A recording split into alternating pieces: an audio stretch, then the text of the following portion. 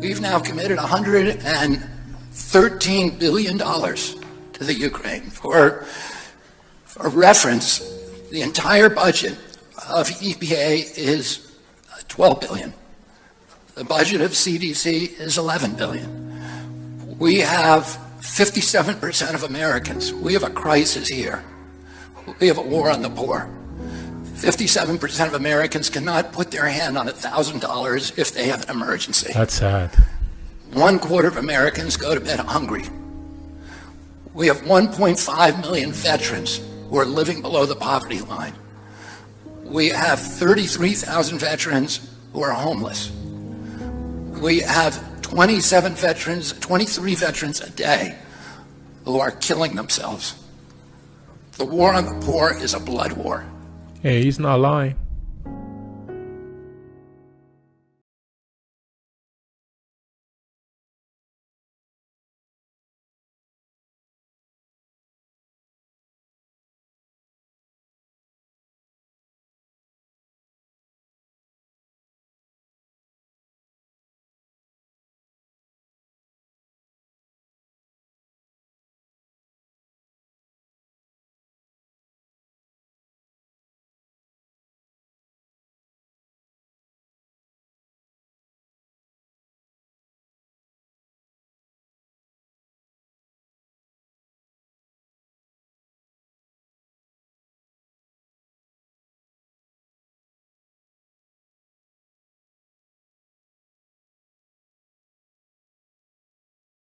Now the growing problem of LA County Metro and the homeless who ride trains and buses all day and spill out onto the streets at night at the end of those line stations. Well, tonight Metro has released a count of just how many homeless people ride every day and then forced off at the end of the line. As Joy Benedict reports, the problem is massive and solutions are difficult to find. It is the rush of rush hour, but on the Metro as most scurry to get out and head home.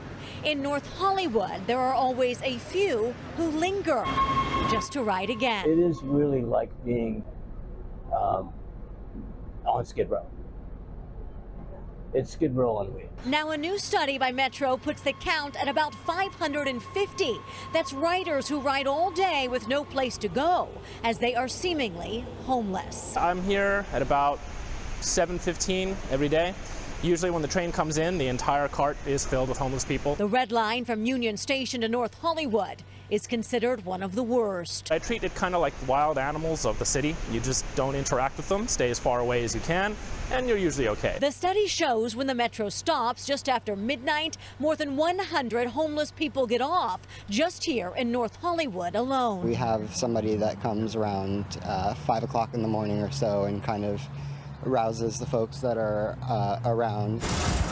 Daniel Zaldana is a barista at Groundworks Coffee, just a stone's throw away from the North Hollywood station. He says they now have security all day, and as he locks all the gates and the bathrooms when he leaves, he says he can't lock out the problem, so they've learned to live with it. It doesn't feel good to tell somebody, no, you can't use the restroom. With limited restrooms nearby, they now allow everyone to use them.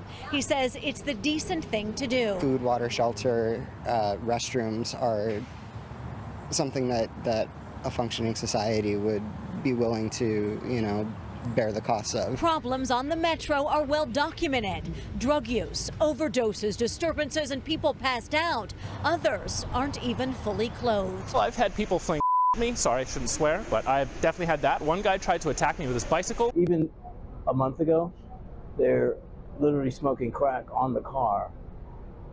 So we're breathing in crack.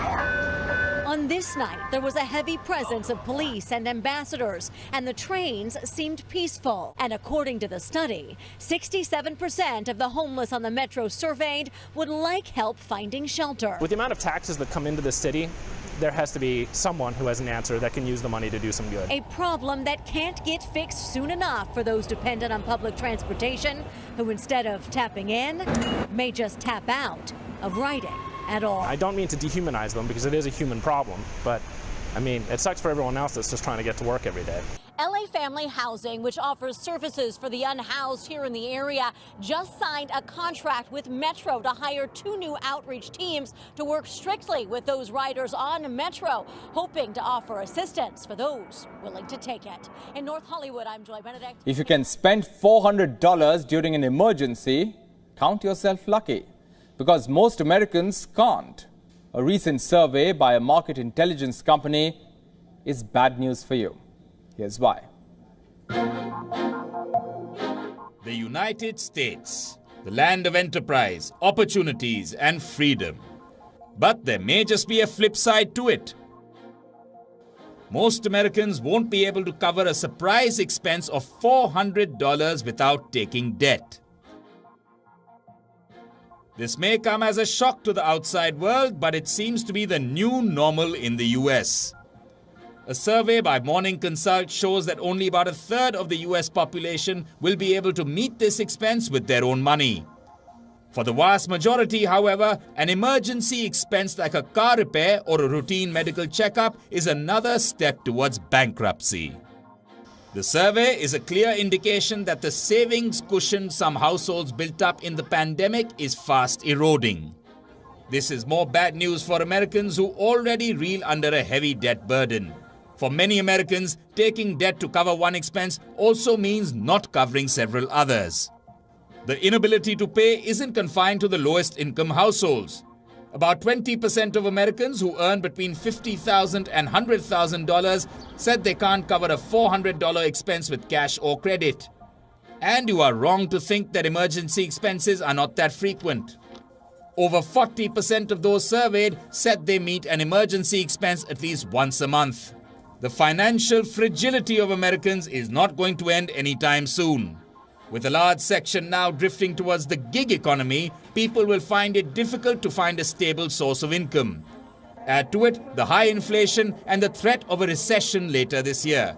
Americans will feel the pinch in their pockets. Bureau Report, WION, World is One. San Francisco brought in the National Guard and California Highway Patrol this week to combat trafficking and drug-led zombies in the city. But 4 days later, sources told that post deals are still going down on the streets. The struggling city finally announced it would take a tougher stance on crime after an exodus of retailers plagued by theft, dwindling tourism, and 200 overdose deaths in 3 months, which sources claim have put the city in a doom loop. Overwhelmed by the number of people stealing and using drugs, flagship businesses like Whole Foods, Nordstrom, CVS, and Amazon have left downtown San Francisco or announced their impending departure. A total of 568 emergency calls were made to one Whole Foods location on Market Street over the 13 months it was open. The calls varied from vagrants throwing food, fighting, and even defecating on the floor. More than 30 businesses have left or plan to leave the downtown corridor, and San Francisco's population fell by 6.3% to the lowest it's been since 2010.